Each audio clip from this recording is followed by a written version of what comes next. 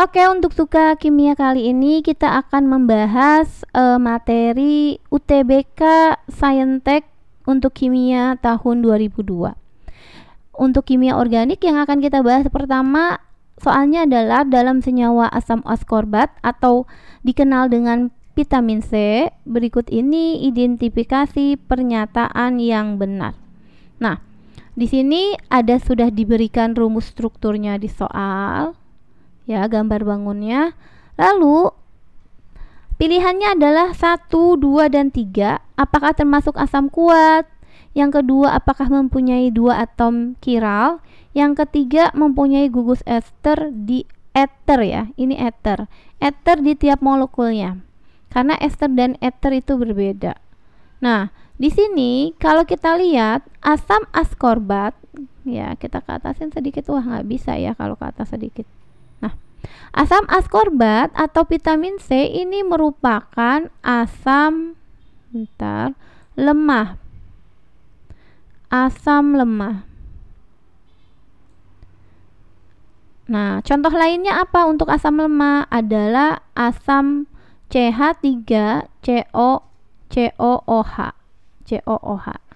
Ini disebut juga dengan asam asetat atau istilah dagangnya itu asam cuka atau cuka makan ya.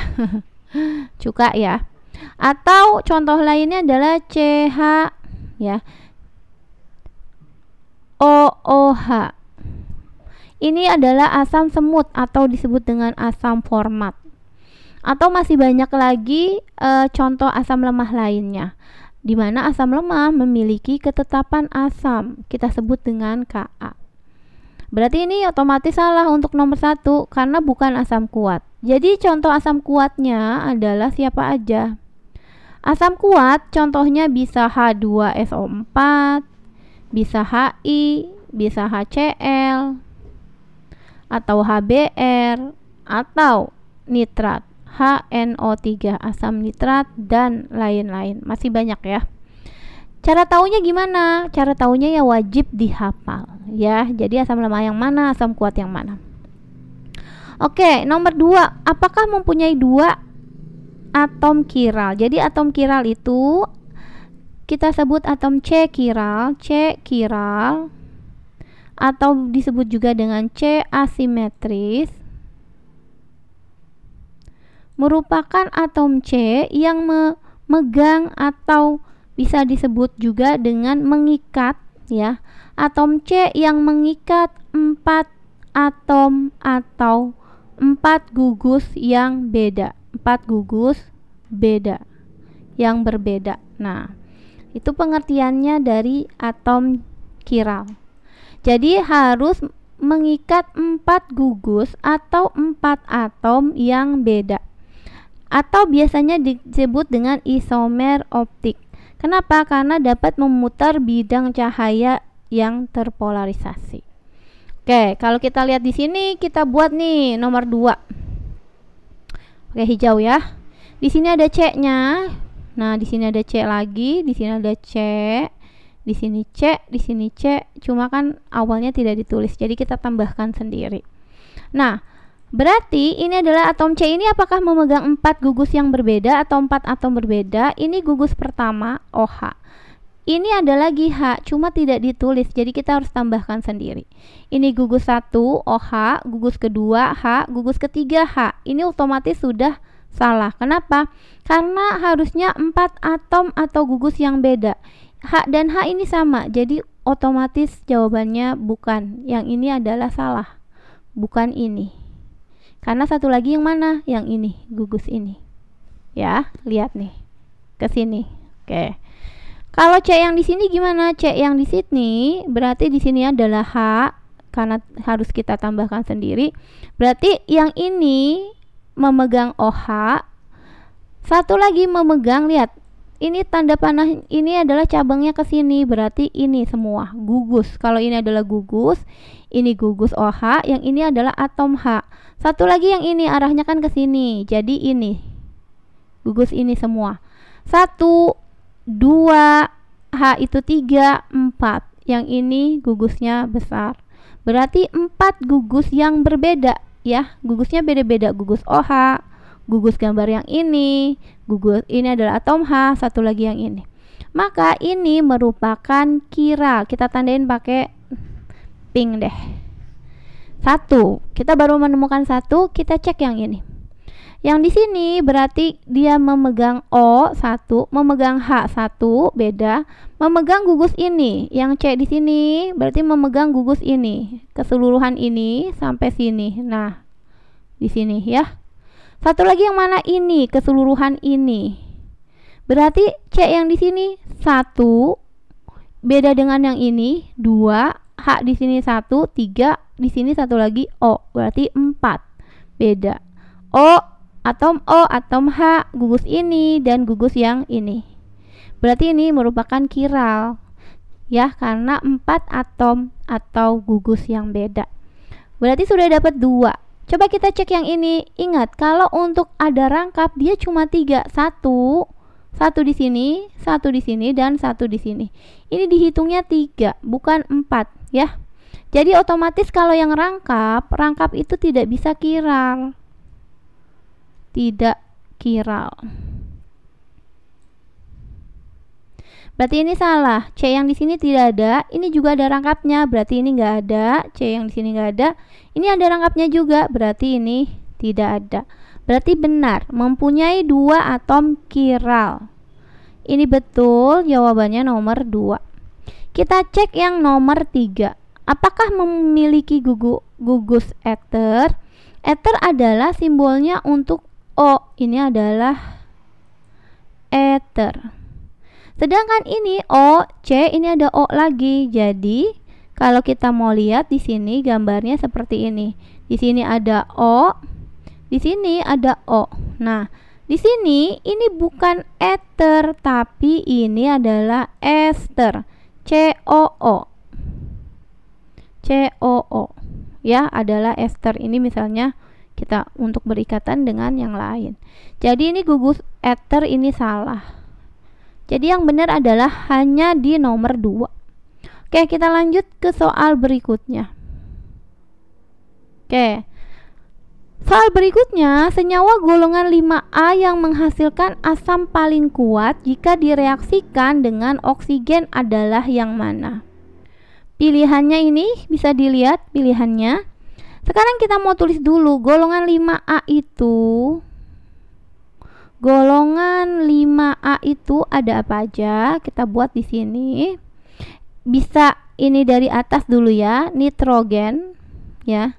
Napas NaPas, napas serba bisa, Sb bisa. Napas N, nitrogen P dan As serba bisa, Sb dan Bi ya. Nah, ini adalah golongan 5A ya, ada P, Bi, N, As dan Sb. Kita lihat di sini. Kalau golongan 5A ini bereaksi dengan oksigen, maka akan menjadi oksida asam. Ya, ini akan jadi oksida asam. Bisa kita buat di sini, bereaksi dengan oksigen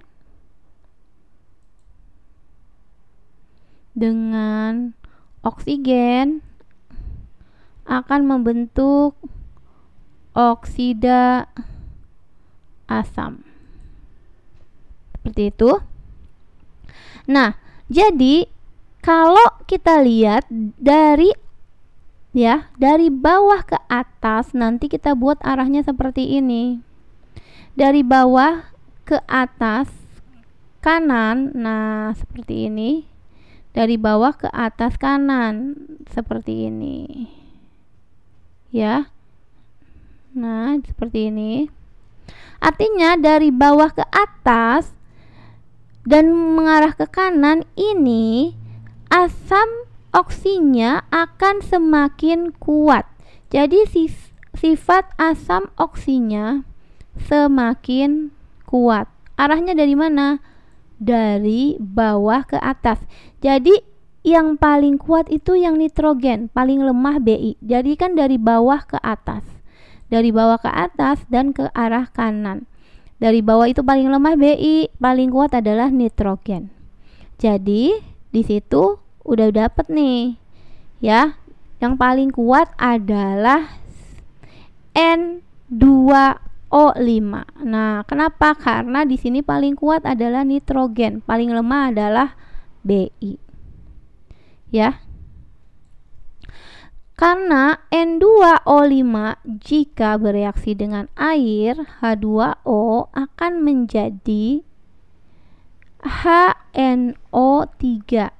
HNO3 yang tadi kita bahas, asam nitrat merupakan asam kuat. Seperti itu, ini tinggal disetarakan aja. N-nya 2, ini kita pakai N2. H-nya 2, O-nya 5 tambah 1, 6. Nah, O-nya 6. Ya. Untuk oksida basa dalam golongannya, jadi untuk oksida basa, ini kan oksida asam ya, oksida basa itu oksigen jika ditambah dengan logam maka akan jadi oksida basa. Logam itu golongan apa aja? Golongan 1A dan golongan 2A. Ya, itu adalah oksida basa. Golongan 1A bisa di sini nanti 1A dan 2A. Contohnya siapa aja? Misalkan adalah Na. Na2O atau MgO. Itu merupakan oksida basa. Ya. Oke, sekarang kita beralih ke soal berikutnya. Soal berikutnya adalah nomor 3. Diberikan spesi 1 sampai 4. Ya, ada BCl3, CH3+, pH3SO3. Bentuk molekul atau ion trigonal planar atau segitiga datar itu yang mana? Ya.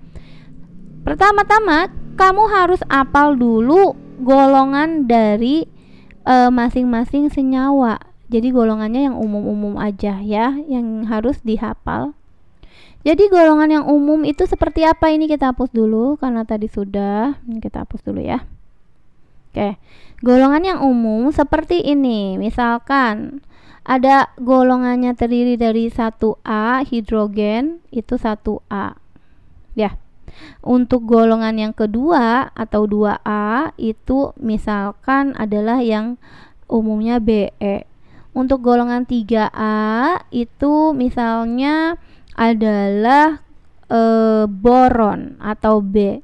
Untuk 4A itu adalah karbon, 5A-nya kita boleh nitrogen. Tadi ya nitrogen NP boleh kita tambahkan P di bawahnya. Untuk 6 itu biasanya oksigen dan sulfur. Lalu golongan 7A, ini A ya, 7A itu ada fluorin, klorin, bromin, iodin. Ya, boleh itu. Nanti kalau ada golongan 8 di sini ada Xe 8. 8A. Kita geser sedikit. 8A. Ya, di sini ada Xe untuk golongan 8A. Oke, lalu caranya seperti apa? Kita lihat di sini. Untuk boron atau BCl, ini salah penulisan nih. Harusnya dia I, ini bukan I, ini Cl. BCl3 ya. Ini penulisannya harusnya BCl3 seperti ini. Oke, yang jadi pusatnya adalah yang memiliki jumlah atom paling kecil atau paling sedikit. Boron 1, Cl jumlahnya 3, maka boron akan jadi pusat. Ini pusat itu yang tengah. Boron golongannya masuk ke dalam 3A. 3 artinya elektron valensinya ada 3. Ya, karena ini 3A berarti elektron valensinya 3. Artinya kita lambangkan dengan titik. Nanti titiknya ada 3. 1, 2, 3 di sini. Nah, ini elektron valensinya. Jadi sesuai dengan elektron valensinya. Cl itu golongan 7. Nah, ini 7. 7A. Nah, misalkan Cl kita mau lambangkan sama segitiga deh biar berbeda. Ini ada segitiga. Jadi gambar segitiganya nanti 7. Kita buat Cl di sini. Jadi ada 7. 1, 2, 3, 4, 5, 6, 7. Perwakilan aja. Aku gambarnya 1. Yang lain Nah, ini Cl-nya kenapa ada 3? Karena atom Cl ada 3 buah. 1, 2, 3. Nih, 3. Elektron valensinya ini ada 7. Ini berikatan. Ini nanti bisa dilengkapi sendiri ya. Sama dengan ini. Maka, kalau kita lihat di sini ya, di sini bisa kita tulis rumusnya adalah A. A itu adalah notasi untuk atomnya. Di sini. Lalu X. X itu untuk yang berikatan. PEI, pasangan elektron berikatan. Yang mana? Yang ini berikatan antara B dengan Cl1, 2, 3. Jadi yang berikatan 3. PEB, pasangan elektron bebasnya di sini yang kita lihat yang di tengah, bukan yang di sini. Yang di tengah ini tidak ada yang bebas, berikatan semua. Jadi nggak ada. Jadi AX3. Nah, AX3 ini bentuk molekulnya adalah trigonal planar. Trigonal planar atau segitiga datar ya. Oke, kalau kita lihat di sini berarti jawaban nomor 1 ini betul ya. Kita cek untuk yang nomor 2. Yang nomor 2 CH di sini adalah CH3 plus. Ingat C itu golongan 4. Golongan 4A. Berarti C golongan 4A. Karena di sini ada melepas 1 elektron, kalau plus itu artinya dia melepas, maka dia sisa di sini. Nah, karena kenapa? Awalnya kan 4, berarti harusnya titiknya ada 4. Karena ngelepas 1, cara mudahnya berkurang elektron valensinya 1. Seperti itu cara mudahnya. Lalu ini kenapa C-nya jadi pusat? Karena C-nya jumlah atomnya 1, sedangkan H-nya 3. 3 ini jadi mengelilingi atom pusat. Jadi kita gambar boleh di sini. Ini adalah H-nya. H itu golongan 1. Jadi elektron valensinya cuma 1. Misalkan kita lambangkan pakai silang. Jadi di sini adalah H, di sini adalah H, di sini adalah H. Seperti itu. Maka di sini bentuknya adalah sama ya. Masih A X. Yang berikatan yang mana? Di sini 1, di sini 1 jadi 2, di sini 1 jadi 3.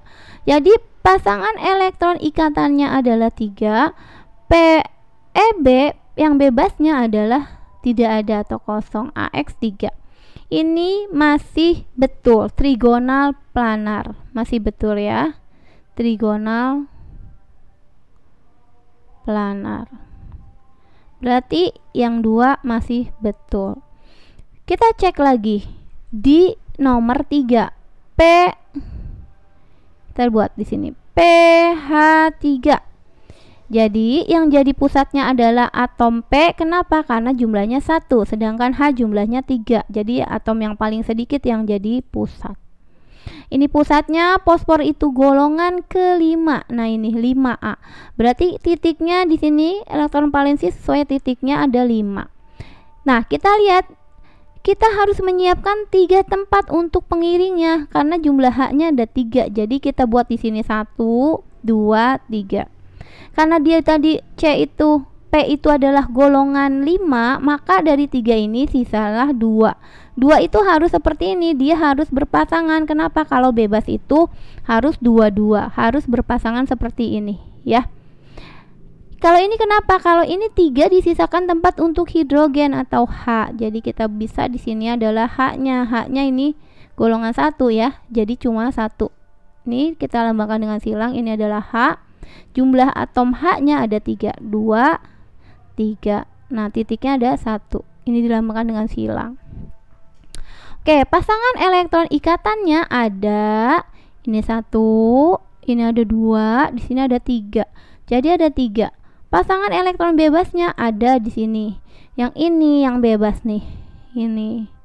Yang bebasnya ada 1. Jadi AX3E. Jadi E itu untuk pasangan elektron bebas. Untuk AX3E karena ada bebasnya maka namanya trigonal tapi piramida. Jadi ini namanya trigonal piramida. Maka nomor 3 salah. Oke, kita lanjut. Ini kita hapus yang sudah ya. Ini kita hapus deh. Misalnya di sini boleh ya. Karena ini udah. Kita hapus di sini dulu. Oke, lanjut ke nomor 4, SO3. Ya, kita buat SO3. Di sini adalah SO3. Ya. Kalau kita lihat di sini, S itu adalah golongan 6. Nah, ini sulfur. Maka titiknya nanti ada 6. Oke. Yang jadi pusat adalah S yang di tengah karena atomnya cuma 1, sedangkan oksigen 3. Ya, atomnya ada 3. Ingat, untuk golongan oksigen biasanya ikatannya rangkap atau 2-2. Jadi bukan 1 seperti ini kan 1-1. Kalau oksigen ada 3 dan dia biasanya rangkap. Karena di sini golongan 6A itu sulfur, dia ada 6, kita buat rangkapnya seperti ini. 1, 2, 3, 4, 5, 6. Maksudnya seperti ini ya. Lalu karena atomnya ada 3, baru kita buat di sini ada 3 ya. 1 O-nya, 2 di sini, 3 di sini. O itu juga ada 6. Jadi di sini nih kita pakai silang deh. Karena dia harus rangkap, oksigen itu biasanya rangkap ya. Oksigen biasanya rangkap 1, 2. Nah, ini rangkapnya kita. Nah. Lalu karena ini ada 6 ya kita buat di sini. 1, 2, 3, 4, 5, 6. Begitu juga yang ini. Kalau mau lengkap ya seperti ini. Nah, jadi di sini 8, 8, 8. Ya. Nah, berarti pasangan elektron ikatannya ada berapa? Kita cek yang berikatan di sini adalah ini. 1. Ya, rangkap dihitung juga 1. 2, 3. Ya, walaupun rangkap 2 dihitung 1. 1, 2, 3. Ada 3. Pasangan elektron bebasnya juga tidak ada. Jadi, notasinya adalah AX yang berikatan ada 3. AX 3. E-nya adalah kosong. Jadi ini masih masuk ke dalam trigonal planar atau segitiga datar. Ya, jadi ini masih betul. Jadi jawabannya adalah 1, 2, dan 4. 1, 2, dan 4 adalah yang B. Kalau kita lihat di sini adalah yang B. Ya. Untuk soal selanjutnya adalah di sini kita bisa lihat sudut ikatan yang terjadi pada ion NH4+. Nah, di sini adalah yang mana sudut ikatannya? Sekarang kalau kita lihat di sini kita minimal harus hafal untuk seperti yang soal sebelumnya telah kita jelaskan. Jadi untuk golongan 1A ya hidrogen, minimal hafal ini. Golongan 2A itu adalah Be, golongan 3 itu adalah boron, golongan 4 adalah karbon, golongan 5A ini A semua ya. 5 adalah nitrogen, golongan 6 itu bisa oksigen dan sulfur, golongan 7 itu bisa fluorin, klorin, bromin, iodin. Minimal harus hafal ini karena untuk menentukan bentuk molekul dan rumus molekulnya ya. Oke, sekarang kita lihat di sini. Untuk ion NH4 positif berarti yang menjadi pusat adalah harus yang memiliki jumlah atom paling sedikit. Jadi nitrogen itu jumlah atomnya 1, sedangkan hidrogen jumlah atomnya 4. Maka yang jadi pusat adalah nitrogen karena jumlah atomnya lebih sedikit. Jadi di sini kita gambar adalah nitrogen N. Nah, N ini punya berapa titik atau silang atau simbolnya terserah kita. Karena nitrogen ini kita lihat di sini adalah golongan 5A ya, nitrogen. Maka nitrogen ini elektron 5A berarti elektron valensinya ada 5. Jadi kalau kita mau lambangkan dengan titik, nanti titiknya ada 5. Cuma di sini karena ada bentuknya ion plus, artinya plus itu adalah melepas. Melepasnya berapa ya tergantung dia plus 1 atau plus 2 atau plus 3. Kalau plus aja berarti melepasnya 1 elektron. Kalau plus 3 ya melepasnya 3 elektron. Berarti kebalikan, kalau nanti minus dia akan menerima elektron. Karena ini melepasnya 1, kita kurang 1, jadi 4. Jadi nanti titiknya ada 4. Kita buat di sini titiknya 4. 1, 2, 3, 4. Kita buat dulu. Nah, ternyata titik 4 ini cocok dengan yang akan mengelilingi atom pusat itu. Kenapa? Karena jumlah hidrogennya ada 4, ya. Ada 4 buah atomnya. Jadi kita gambar hidrogen di sini, hidrogen. Atau kita pakai warna lain deh ya, biar beda. Oke, di sini hidrogennya 1, di sini 2, 3, 4. Lalu hidrogen kita mau lambang karena dia ini adalah golongan 1A, elektron valensinya 1. Berarti kita lambangkan dengan silang ada 1. Dia udah kita buat di sini. Nah, ini udah selesai. Nah, berarti untuk rumusnya gimana? Berarti rumusnya kita tulis di sini. A karena yang berikatan 1, 2, 3, 4. Jadi pasangan elektron ikatannya ada 4. Disimbolkan dengan X. Berarti di sini X-nya ada 4. Pasangan elektron bebas. Pasangan elektron bebasnya ini tidak ada. Ya udah kosong. Berarti tidak ada E di sini karena simbolnya adalah E. Begitu. Untuk AX4 ini adalah bentuknya tetrahedral. Tetrahedral boleh, tetrahedron juga boleh. Nah, sudut ikatan yang dibentuk adalah 109,5 derajat. Nah, ini udah langsung dapat jawabannya, 109,5 derajat. Lalu contoh lainnya gimana? Contoh lainnya adalah misalkan nanti untuk 180 derajat itu karena dia rumusnya adalah A. Ya. AX2 E3. E3 ini sudut ikatan yang dibentuk adalah 180 derajat. Untuk 120 derajat itu adalah AX3. AX3 ini adalah bentuknya juga linear ya. Linear. Untuk AX3 ini bisa segitiga datar atau segitiga sama sisi. Boleh segitiga datar, boleh segitiga planar, boleh. Ini sudutnya 120 derajat. Untuk yang 90 itu dimiliki oleh AX5. Ya, AX5. AX5 itu bentuknya sudutnya adalah 90 derajat dan ada juga yang 120 derajat untuk AX5. Nah, nanti ada juga dengan AX2E2 itu bentuknya A. X2E2 itu bentuknya adalah V-shape. Nah, ini sudut ikatan yang dibentuk itu sebesar 104,5 derajat. Ini bisa dihafal ya, biasanya nanti ada tabel untuk bentuk molekul dan rumus molekulnya. Ya. Oke, sekarang kita ke soal terakhir. Untuk soal terakhir kita mau bahas sel Volta di sini. Oke, kita mau bahas sel Volta. Oh, susah ya, agak susah digeser. Nah, di sini agak ke atas sedikit. Nah, diberikan data potensial reduksi dan gambar sel Volta yang disusun menggunakan logam X dan Y sebagai elektroda.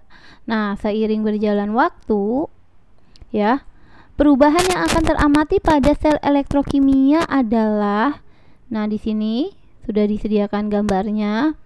Untuk E0 dari X2 plus menjadi X sama dengan min 0,14, E0 Y2 plus menjadi Y sama dengan minus 0,44 volt. Nah, di manakah jawaban yang benar? Nah, sekarang kita lihat di sini.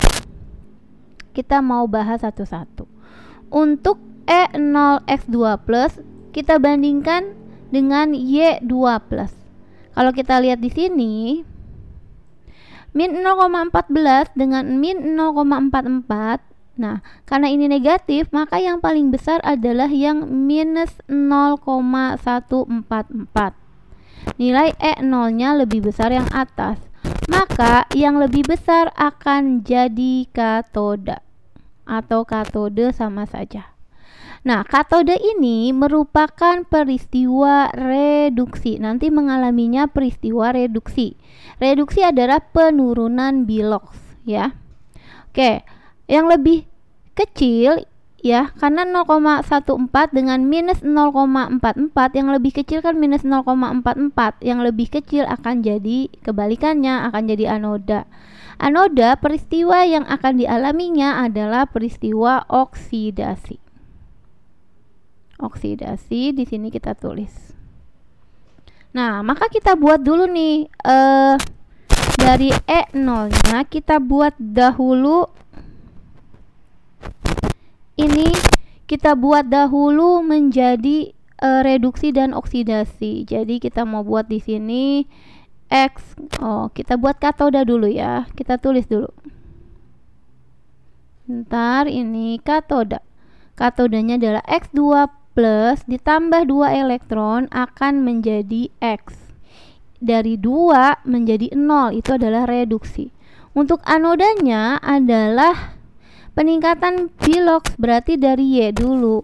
Y menjadi Y2 plus ditambah 2 elektron.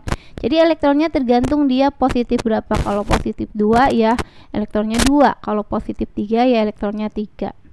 Ini adalah 0 biloxnya, Y2 plus jadi plus 2, jadi meningkat. Ini adalah anoda. Anoda adalah oksidasi. Nah, setelah itu kita lihat di sini ada NaNO3. Di sini NaNO3 ini berperan sebagai jembatan garam. Di sini nih, yang warna kuning ini berperan sebagai jembatan garam.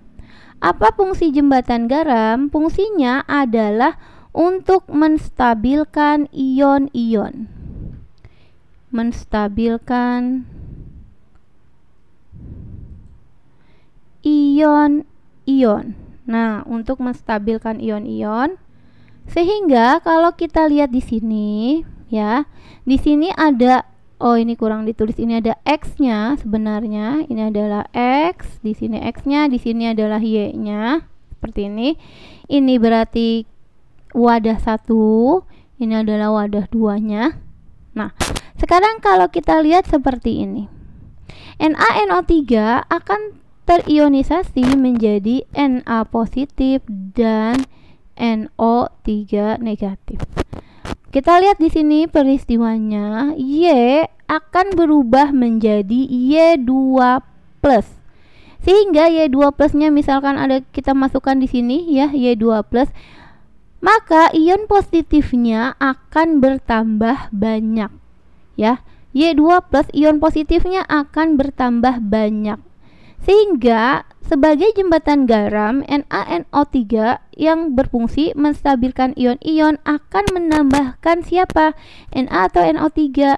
Karena di sini Y2 plus artinya positifnya yang banyak, maka kita stabilkan dengan menambahkan NO3 min, karena kan muatannya negatif. Jadi kita tambahkan muatan negatif sehingga dia akan stabil ionnya. Lalu bagaimana dengan di X? X2 plus. X2 plus ini akan positifnya akan berkurang. 2 plus artinya positifnya berkurang sehingga berubah menjadi X. Karena X itu adalah endapan. Nah, kalau kita buat di sininya adalah X2 plus ya. X2 plusnya berkurang sehingga membentuk X. Artinya ion positifnya berkurang ya. Karena ion positifnya berkurang, maka dia distabilkan oleh Na plus. Maka Na plusnya masuk ke sini, ke wadah 1 ya. Oke, sekarang kita cek. Na plus bertambah di sekitar elektroda Y. Sedangkan Na plus harusnya ke elektroda X ya. Kenapa? Karena positifnya ini akan berkurang membentuk X, sedangkan X itu endapan. Karena positifnya berkurang, maka masuklah Na plus. dari jembatan garam. Nah, ini berarti salah. Terbentuknya gelembung gas di elektroda X. Nah, di sini bukan terbentuk gelembung gas di elektroda X, tapi X itu akan membentuk endapan logam. Endapan logam, jadi bukan gelembung gas. Ini juga salah. Massa elektroda Y akan bertambah. Kita lihat di sini Y ini akan berkurang. Y akan berkurang, berubah menjadi Y2 positif, sehingga Y2 positifnya yang akan bertambah banyak, sedangkan Y-nya akan berkurang karena dia berubah jadi Y2 positif. Nah, karena Y2 positifnya ini bertambah, Y2 positifnya akan bertambah, sehingga muatan positif di Y2 plus ya, positifnya ini kan bertambah besar, sehingga tadi masuk NO3 untuk menstabilkan. Nah, jadilah YNO3 dua kali akan bertambah juga. Ini bertambah. Ini kita geser. Akan bertambah juga. Berarti ini adalah benar untuk pernyataan D. Untuk E salah. Kenapa? Karena ya XNO3 dua kali ini bukan bertambah ya. Jadi XNO3-nya karena X2 plusnya akan berkurang, maka ini bukan bertambah, dia akan berkurang. Jadi di sininya berkurang nih, karena dia di sebelah kiri letaknya. Ingat, reaktan atau reaksi di sebelah kiri sebelum tanda panah akan berkurang, sedangkan produk akan bertambah. Oke, semoga ini bisa mengerti.